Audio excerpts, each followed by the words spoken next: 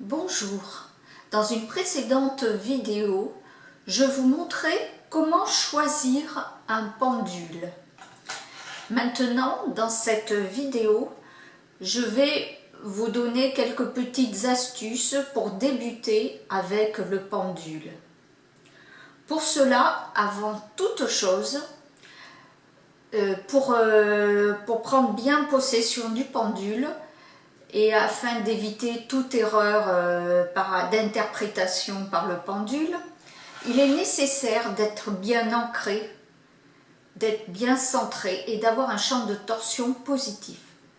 Tout ceci parce que sinon, si vous êtes mal ancré, le pendule pourra ne pas donner les bonnes explications. Donc il est important avant toute chose d'être bien en soi. Donc ceci, si vous pouvez le vérifier, en fait de toute façon ancrer ça, tout le monde doit pouvoir le faire. Et maintenant, donc pour prendre possession de son pendule, déjà dans le choix, je pense qu'il est important d'avoir un pendule qui fait plus de 20 grammes. Ceci, c'est si vous devez vous balader en extérieur, quand il y a du vent, c'est tout de même plus confortable car il n'y a pas justement de facteurs extérieurs qui pourraient influencer le pendule. Donc c'est important qu'il soit lourd. Alors dans les questionnements, tout en premier, lorsqu'on a un pendule, il faut lui demander le sens du oui et le sens du non. En général, le sens du oui va dans le sens des aiguilles d'une montre, mais ça, tout dépend des gens, et le non dans le sens contraire. Donc pour ceci, il faut bien tenir le pendule à la verticale et pas avec le poignet cassé. C'est quand même important et de tenir bien la chaînette dans vos mains. Voilà, donc on met bien le pendule à la verticale avec la main bien au-dessus et on demande comme ça, donne-moi le sens du oui. Voilà, là il fait ça. Maintenant, donne-moi le sens du non. Voilà, il va me faire. Donc maintenant qu'on connaît les sens, on peut poser des questions. Alors tout d'abord, dans les questionnements, il faut toujours poser des questions dans le sens positif, mais jamais en débutant avec les mots « est-ce que ». Est-ce que ce n'est pas précis, ça peut poser un doute pour le pendule. Donc je vais dire, par exemple, la couleur de ma tapisserie derrière est orange. Il me répond oui. Et c'est exact, vous pouvez vérifier, derrière c'est orange. La table sur laquelle je suis est de la couleur bleue. Non. Elle est marron. Oui. Voilà. Donc, il va toujours répondre par oui ou par non. Par contre aussi, vous pouvez demander une direction. Par exemple,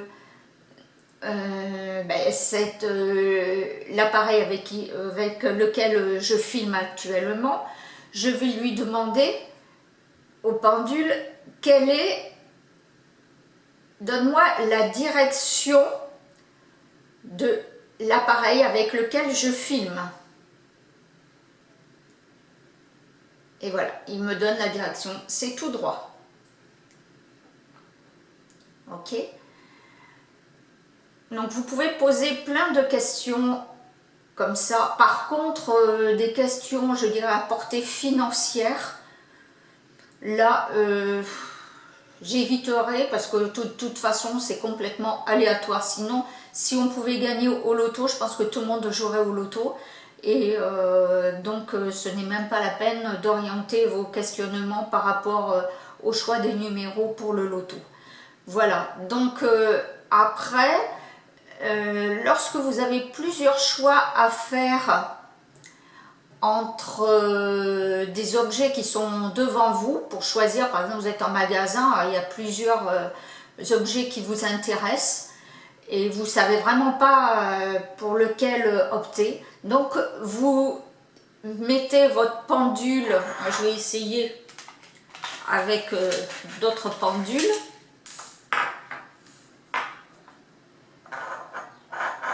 Je ne sais pas si vous voyez, mais on va essayer.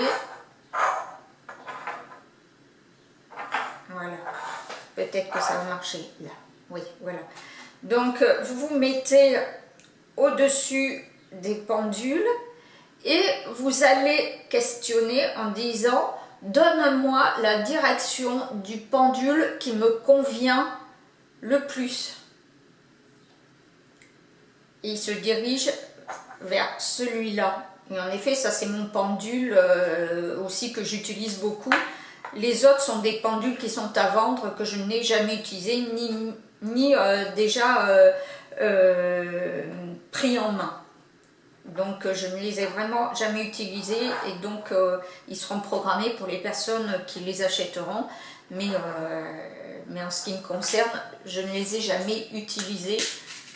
Voilà, donc quand il y a plusieurs choix, vous pouvez donc demander à votre pendule de donner la direction de l'objet ou du vêtement, n'importe quoi que vous pouvez choisir. Après, il peut vous aider aussi de toute façon pour vous diriger, pour trouver l'eau aussi en géobiologie.